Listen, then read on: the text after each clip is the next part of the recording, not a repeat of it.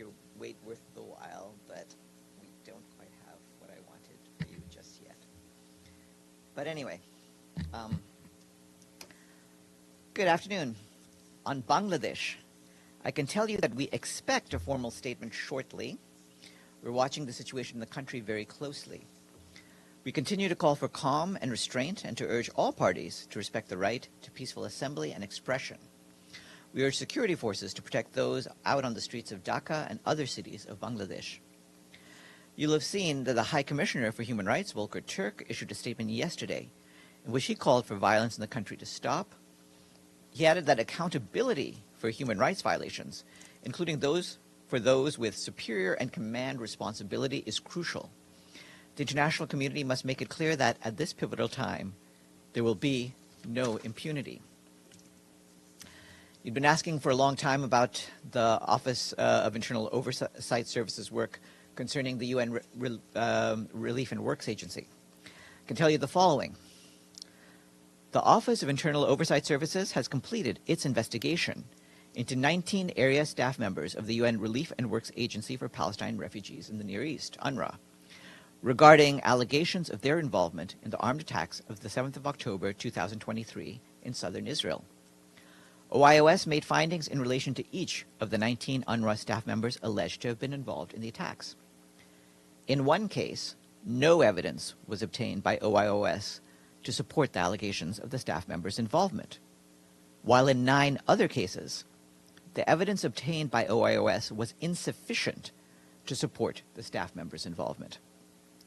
With respect to these 10 cases, appropriate measures will be taken in due course in conformity with UNRWA regulations and rules. In respect of the remaining 9 cases, the evidence obtained by OIOS indicated that the UNRWA staff members may have been involved in the armed attacks of the 7th of October 2023. The employment of these individuals will be terminated in the interests of the agency. Turning to Gaza, the Office for the Coordination of Humanitarian Affairs reports that ongoing bombardment and hostilities continue to kill, injure, and displace Palestinians, as well as damage and destroy the homes and infrastructure they rely on. In just the past 48 hours, 3 schools sheltering displaced people in Gaza City were reportedly hit, resulting in dozens of casualties, according to Palestinian civil defense. Partners on the ground are assessing the needs of people who fled and have been providing assistance. Meanwhile, a new analysis by the UN Satellite Center, UNISAT, found that as of a month ago, 63% of structures in Gaza had been damaged. Yesterday, the Israeli military issued a new evacuation order for people living in areas of southern Khan Yunis and northern Rafah to immediately move westward to Al-Mawasi. Our partners tracking population movements in Gaza estimate that more than 11,000 people had been living in these areas affected by this evacuation order. We call once again for all parties to the conflict to respect their obligations under international humanitarian law, including by taking constant care to spare civilians and civilian objects. This includes allowing civilians to leave for safer areas and allowing their return as soon as circumstances allow. People must be able to receive humanitarian assistance, whether they move or stay. As the violence continues, the humanitarian crisis in Gaza is deepening. Our partners are now reporting a surge in malnutrition levels among children in northern Gaza last month. They noted a 300% increase in July, when more than 650 cases of acute malnutrition were diagnosed, compared to May, when 145 such cases were detected. Our humanitarian partners say that nutrition conditions are worsening due to access constraints, shortages in essential supplies, limited availability of fresh produce and meat, poor water and sanitation services, and spreading diseases. For example, acute supply shortages mean that just 8% of the nearly 50,000 children whom our partners had been aiming to reach in northern Gaza were able to receive those supplies last month. Undersecretary General Jean-Pierre Lacroix concluded his official trip to the Middle East on Saturday. On the first leg of this visit, he met with personnel of the UN Disengagement Observer Force, UNDOF, and engaged with senior Syrian officials in Damascus to reaffirm the mission's commitment to its mandate and de-escalation. In Lebanon, Mr. Lacroix visited the UN Interim Force in Lebanon, or UNIFIL, in South Lebanon, after meetings in Beirut with Lebanese political and military leaders, where he discussed the important role of UNIFIL in supporting de-escalation across the Blue Line. Throughout these engagements, he stressed the need for all actors to cease fire, recommit to Resolution 1701, and work towards a durable political and diplomatic solution. He visited UNIFIL's Nakura headquarters and joined peacekeepers on patrol and in positions along the Blue Line. They were commended for their efforts in a challenging environment. Turning to Ukraine, our colleagues from the Office for the Coordination of Humanitarian Affairs tells us that hostilities continued over the weekend and today in frontline regions in the east of the country. Local authorities reported over 70 civilian casualties, including children, and extensive damage to homes and health and education facilities. The towns of Pokrovsk, Mirnohrad, and Toretsk in the Donetsk region were particularly impacted, with repeated strikes damaging at least 5 education and health facilities. Due to the worsening security situation, local authorities initiated a mandatory evacuation of children in 6 towns and villages in the Donetsk region, offering temporary accommodation and support to evacuated families. Aid organizations, notably in western Ukraine, provided basic assistance, psychosocial support, and other services to the evacuees. During the first half of this year, aid workers provided humanitarian assistance to more than 440,000 people in the Donetsk region, where aid remains a lifeline for devastated communities. Turning to Sudan, our colleagues from the Office for the Coordination of Humanitarian Affairs are warning that active conflict and worsening flooding continue to fuel misery across the country, including in North Darfur. On Saturday, fighting in the state capital, El Fasher, reportedly displaced nearly 2,000 people from the Al-Salam camp. As you may remember, the Famine Review Committee warned last week that famine conditions are likely prevalent in Al-Salam camp. In Zamzam camp, where famine conditions have been confirmed, more than 5,000 people have been displaced due to heavy rains in recent weeks. There are alarming reports that latrines and water points are being flooded, increasing the risk of waterborne diseases at a time when people are already dying from hunger and illness. We and our humanitarian partners are trying to scale up assistance in these and other hunger hotspots in Sudan, but we continue to face major challenges, including access constraints, impassable roads, and funding gaps for the aid operation. Once again, we call for safe and unimpeded humanitarian access, including across borders and battle lines, to stop a large-scale famine from taking hold. And you will have seen a statement we issued over the weekend in which the Secretary General strongly condemned Friday's attack at Lido Beach in Mogadishu, which resulted in multiple casualties. He expressed his condolences to the families of the bereaved and wished a speedy recovery to the injured. The Secretary General said that he is saddened that the people of Somalia continue to be victims of such heinous acts of terrorism. He reiterated that the UN stands firmly with the government and people of Somalia against terrorism and violent extremism. Turning to Haiti, the Office for the Coordination of Humanitarian Affairs remains concerned about the protection of civilians in the capital, Port-au-Prince, and in neighboring towns, as well as in the Artibonite department in the north, where violence continues to displace families. Despite the volatile context, the UN and partners in Haiti continue to support people in need. Since the beginning of March, partners distributed 29.5 million liters of drinking water to nearly 97,000 displaced people across the country, including in Port-au-Prince and Lyon. Partners have also distributed 17,000 hygiene kits to nearly 70,000 displaced people living in these areas. Since March, the World Food Programme has distributed more than 1.6 million hot meals to 132,000 displaced people across Port-au-Prince. Over the last 2 weeks, health partners reached more than 1,300 children with psychosocial and mental health support activities across displaced sites in Port-au-Prince and provided water and sanitation support. The Special Advisor on the Prevention of Genocide, Alice Wairimu Ndiritu, underlined the imperative for ensuring full accountability for international crimes committed during the 1994 genocide against the Tutsi in Rwanda and the 1995 Srebrenica genocide. In a statement issued by her office today, she referred specifically to the more than 1,000 fugitive genocidaires from Rwanda and thousands of suspected war criminals from the former Yugoslavia who are still at large, despite existing indictments and international arrest warrants. She called on states hosting these fugitives to take active and immediate steps to ensure that they can be brought to justice by prosecuting them before their own jurisdictions or by extraditing them to jurisdictions in which they can be prosecuted. And some good news. The UN Refugee Agency flagged that yesterday, the refugee athlete Cindy Ngamba, competing in the women's 75 kg category, secured the first ever medal for the refugee Olympic team in Paris. She triumphed in her quarterfinal bout and guaranteed herself at least a bronze, with the next bout on Thursday for a potential place in the gold medal match.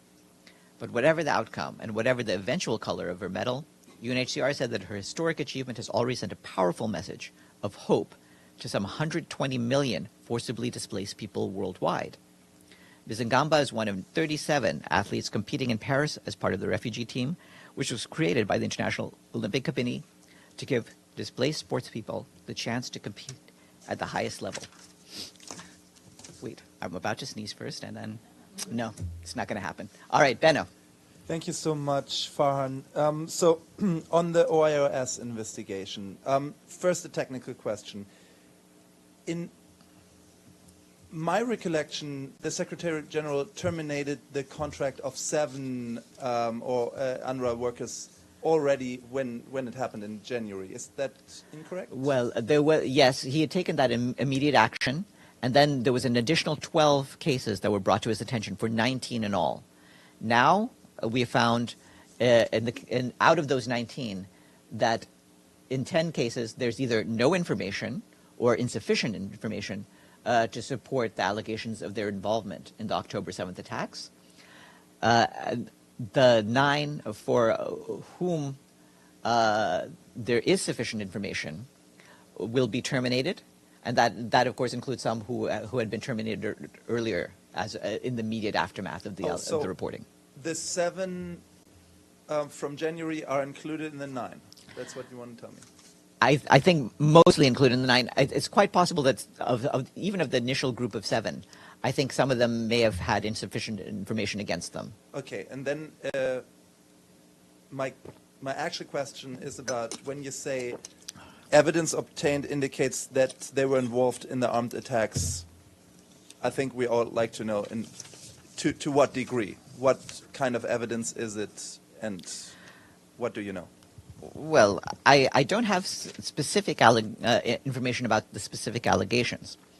What I can tell you, and we'll be sharing some of this with you after the briefing as well, is that the OIOS investigation involved the following: visits to Israel for discussions with Israeli officials and to receive and review information held by Israeli authorities, visits to Amman to obtain and review information held by UNRWA relevant to the investigation, including on UNRWA staff and on UNRWA operations, review of information and communications technology data, including email records and information on UNRWA vehicles, review of information received from various other sources, including that released through the media and other public sources, and communications with several member states to obtain any additional information relevant to the investigation.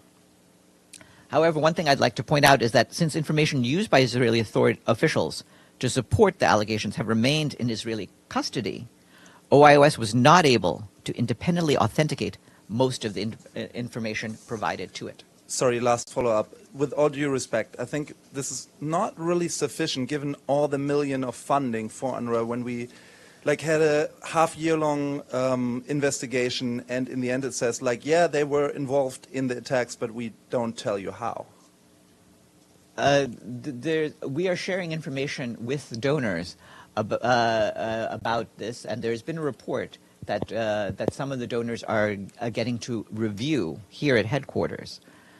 That is a confidential report, so we're not able to share that with you. But the note I just read will be shared, as well as the information I just provided, and a little bit more in the interest of transparency. Gabriel. Thank you, Farhan. Following up on that, you said the 9 may have been involved in the attacks of October 7th. Is that correct, or did I mishear you? You heard me correct. That is exactly what I've said. So what do we make of the fact that you say may? That means that you do not have conclusive evidence they were, but there's enough indicating they might have been? I mean, it's a word that needs to be clarified, if you don't mind. Well, it is exactly what I would say. That again, we, that is to say, OIOS was not able to independently authenticate most of the information provided to it that was in the hands of the Israeli authorities. That was, that is information that remains in the custody of Israel. Beyond that, regarding those 9 cases, The evidence provided in support of allegations that the UNRWA staff member was involved in the armed attacks of the 7th of October 2023 could, if authenticated and corroborated, provide a factual basis to conclude that the UNRWA staff member may have engaged in conduct sanctionable under the applicable UNRWA regulations and rules. And those cases, those 9 cases, have been referred for decision. Okay. And are those 9 people still alive? I believe one of the 19 people is dead. The remainder are alive. All right. I'll move on from that for a second. On Bangladesh, sorry, let me go back to the OIOS one more time. I'm sorry. Okay. What does the Secretary General feel about these findings? What is his view of it? What's his personal feelings about what the OIOS found? He believes it's important that we go through this very carefully, given the fact that any involvement in these attacks would constitute a major betrayal of trust. Obviously, there were actions that were taken for the benefit of the agency that were very swift and very decisive in terms of dealing with the individuals who had been named at first. And now it's good to have all of the information available. I do think it's important to bear in mind the huge number of UNRWA staff members who have been taking enormous risks for months, keeping tens, even hundreds of thousands of people alive, whether in shelters or whether by helping with the provision of food and services. And we want to make sure that the reputation of our UNRWA staff, our dedicated staff, including about 200 people who have lost their lives since the 7th of October, is fully recognized, and that UNRWA gets the support that it needs. Maggie? Just continuing on OIOS. First of all, any chance OIOS could do a briefing for us? Because, I mean, this is really opaque, and you kind of mumbled at one point confidential. Is this report confidential, or is it going to be published? Or it is where confidential. Does it go? It will not be published. Why won't it be published? All such reports are confidential. Is it because it's a personnel matter? Why is it confidential? For a variety of reasons, including, by the way, legal reasons having to do with how information is obtained and so forth. So OIOS investigation reports are strictly confidential. The report has been provided directly to the Secretary General and will not be made public. However, the General Assembly has previously decided that OIOS reports are, upon request, made available to any member state. In those cases, the Undersecretary General for Internal Oversight Services retains the discretion to redact or withhold access to an OIOS report for reasons of confidentiality, or where access might risk violating the due process rights of those involved in OIOS investigations. All right, wait, I'm not done. Okay. Okay, again, could we have OIOS do some sort of briefing? I will make the request and see where that goes. And wait, so the 19 that were investigated, were these 19 all on the list of employees of UNRWA that was originally sent to the Israelis because they were vetting people? And as you remember when we heard about this in the beginning. I believe all employees are ones that all names go over to Israel for vetting. So all UNRWA staff members that would apply to. Okay. Frank. Yeah, in your remarks about this, you said these people may have been involved. Is that your words, or is that the investigators' words? That is my words as summarizing. Can you just fire somebody out of may have? But it is the words I've been given to tell you, which have been very precisely written for me. Right. But can you give us what's behind the may have? I mean, any kind of evidence, any kind of sort of the indicators? Basic point is, if, as I said to Gabriel, if these allegations are verified and corroborated, then that could constitute sanctionable violations of UNRWA's rules and regulations. Now, the question is one of verification. I said earlier, I think before you came into the room, that since information used by Israeli officials to support the allegations have remained in Israeli custody, OIOS was not able to independently authenticate most of the information provided to it. Can we assume, though, that the people that were terminated, they verified the information and then they were terminated? process-wise? The appropriate processes have been followed, and their termination followed as you can see, an extensive OIOS examination into this. Deji. Yes, Farhan. A couple of follow-ups also on the OIOS investigation. Just now you mentioned the sources of the evidence, the visit to Amman, to Israel, email, the car, and other information.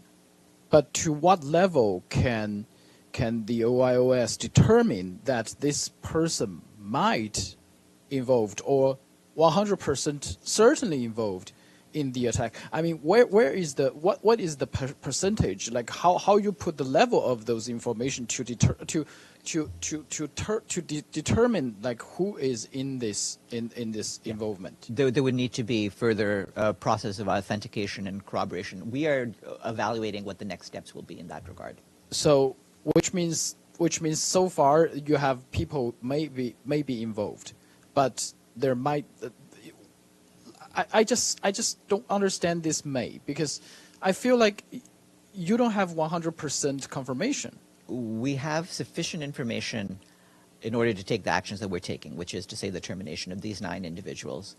Beyond that, we'll need to evaluate what further steps are needed in order to fully corroborate and evaluate. So there's the situation. further action on this report, on this investigation, because you said it's been already concluded.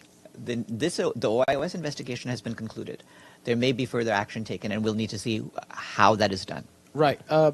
Another thing is, in your statement, you said the 10 cases, the inefficient evidence and the no evidence cases, appropriate measures will be taken in due course. What are those appropriate actions? We're evaluating.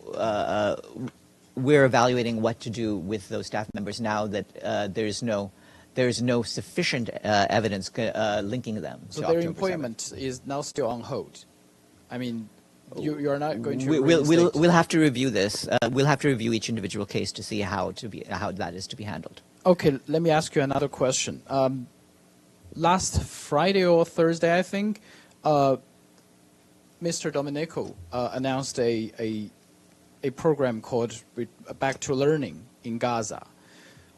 I'm wondering, the purpose is to give children safe spaces to play, to learn, to grow, to reunite with old friends and make new ones. Given the fact that we heard multiple times nowhere is safe in Gaza, will this place of those children go back to learn be 100% safe? There's not a single place in Gaza that is 100% safe. We've wanted to ensure the safety of our facilities, but as you can see, our facilities have been attacked. So we can't guarantee that, but we're doing our very best to ensure that areas like this will be safe and that children will be kept free from harm. Obviously, we need the full cooperation with the parties for that. Yes, please.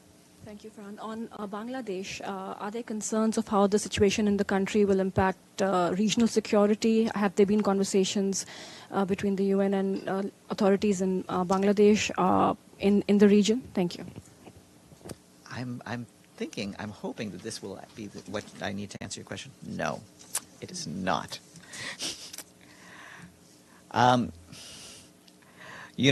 Sorry, I've been waiting for a Bangladesh statement, but it's not quite ready yet. What I can tell you about the situation in Bangladesh is that for us the important things are that for the parties to remain calm, and we want to emphasize the importance of a peaceful, orderly, and democratic transition. We stand in full solidarity with the people of Bangladesh at this time, and we call for full respect of their democratic and human rights. And ultimately, regarding what's happened so far, there's a need for a full, independent, and impartial and transparent investigation into all acts of violence. Is this what I want?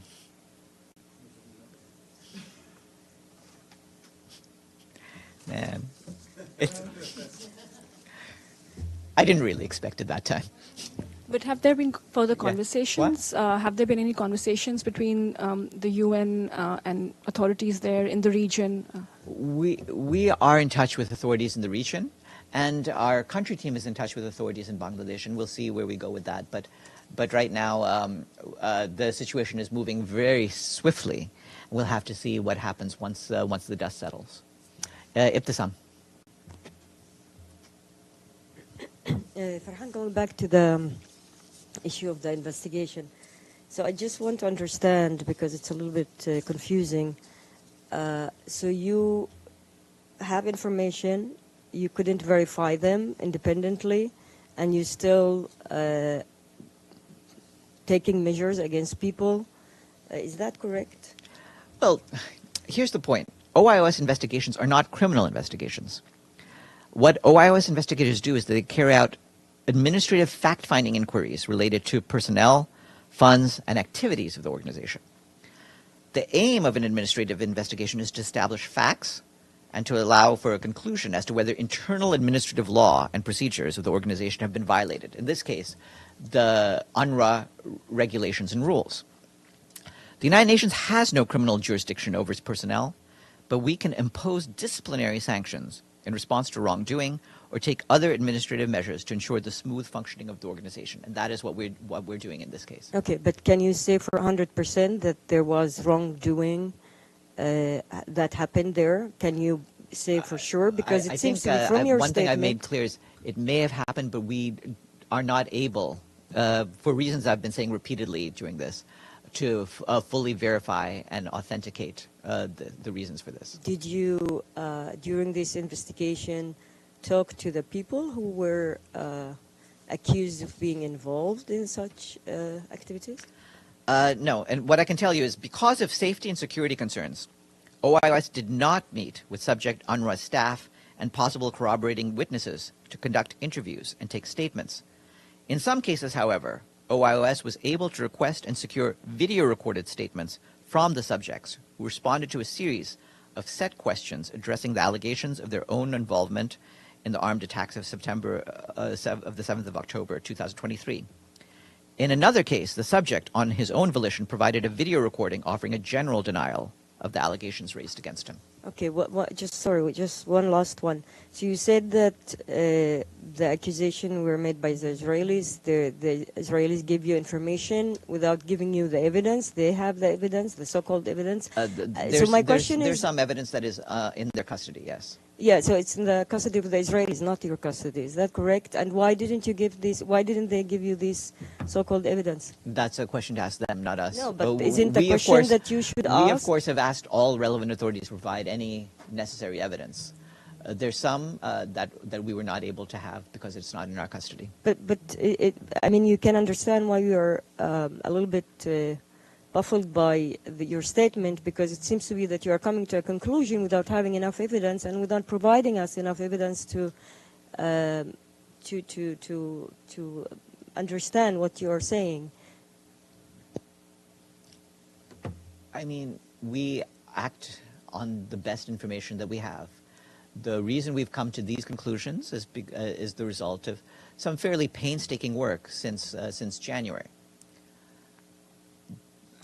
Obviously, this is, like I said, this is not a criminal investigation. For a criminal investigation, you would need different standards and you would need a different approach.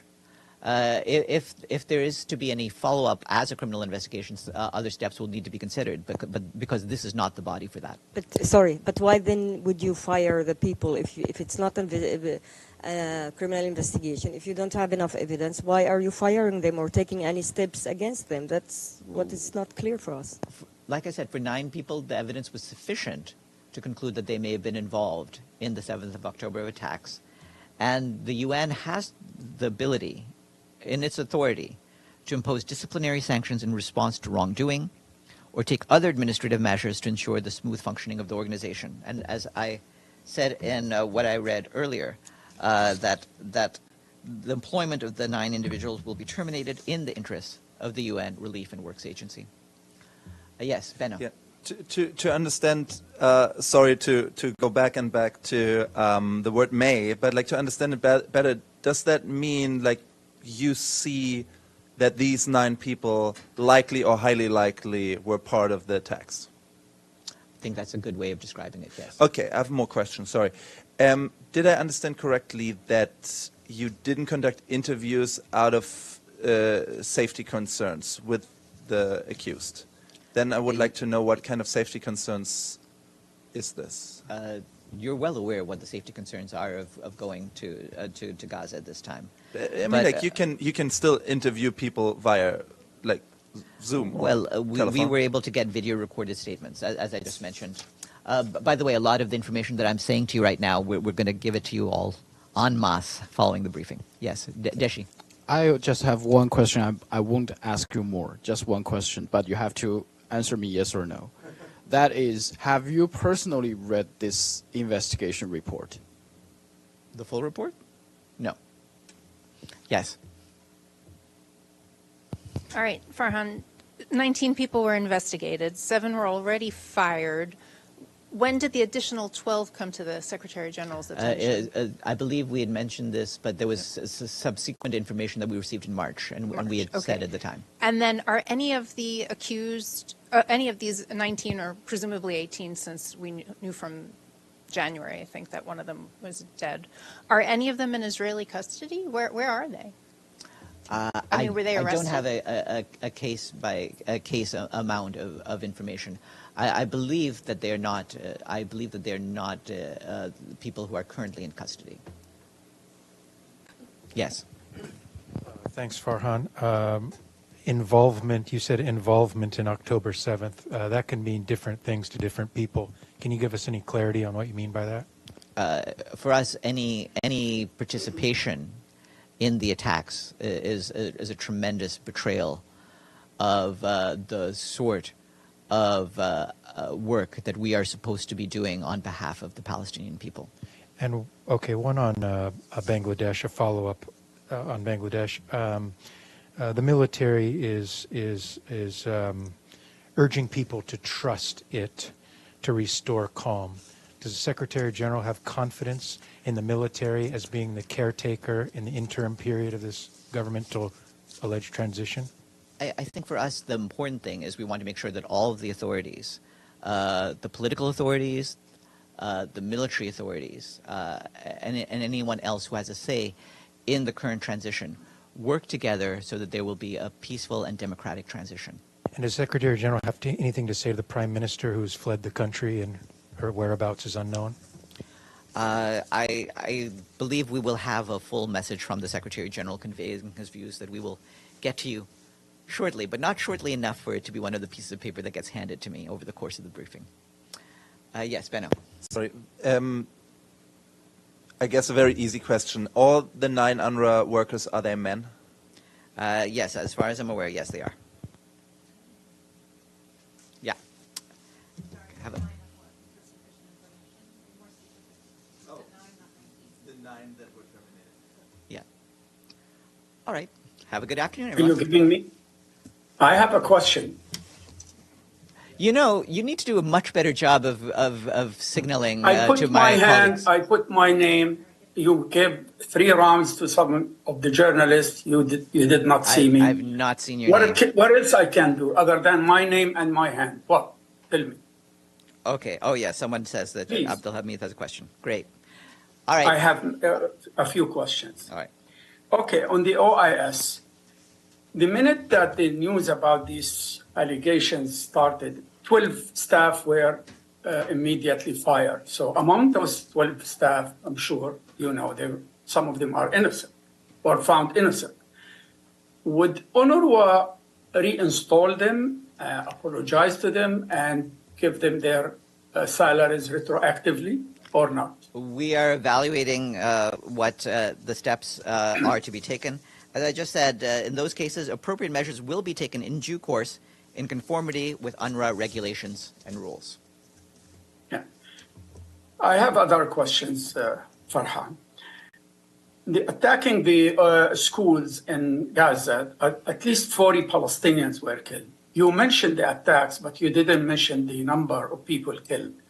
And as Domenico said, the most dangerous thing of this war is to be immune to horror. That means it becomes killing 40 Palestinians is nothing. It's okay. We talk about attacking the schools, but we don't talk about the victims. 9 people were killed in Tulkarem on the weekend. 9 Palestinians were killed. None of them mentioned in the statement or in any statement of any UN official. Are you getting immune to horror? We are not getting immune to horror, which is why I spend a considerable amount of time in each briefing talking about the situation in Gaza. Indeed, the majority of the words I use in any of the briefings since October have been about the situation in Gaza. This, despite the fact that, as you know, there are many atrocious things happening around the world in Sudan, in the Democratic Republic of the Congo, in Haiti, and elsewhere. So we are very concerned about this, and we try to give as much information as we can. The briefing is only so long, so we cannot provide an exhaustive amount of information about all of the incidents that have happened. But we are keeping track of all of them, and we do demand accountability for all of them. The Israeli finance minister Smotrich said, killing 2 million Palestinians out of famine is legal and just. Do you have any comment on such a statement? It's completely wrong. There's no reason to justify the killing of any civilian anywhere. All right. Have a great afternoon, everyone.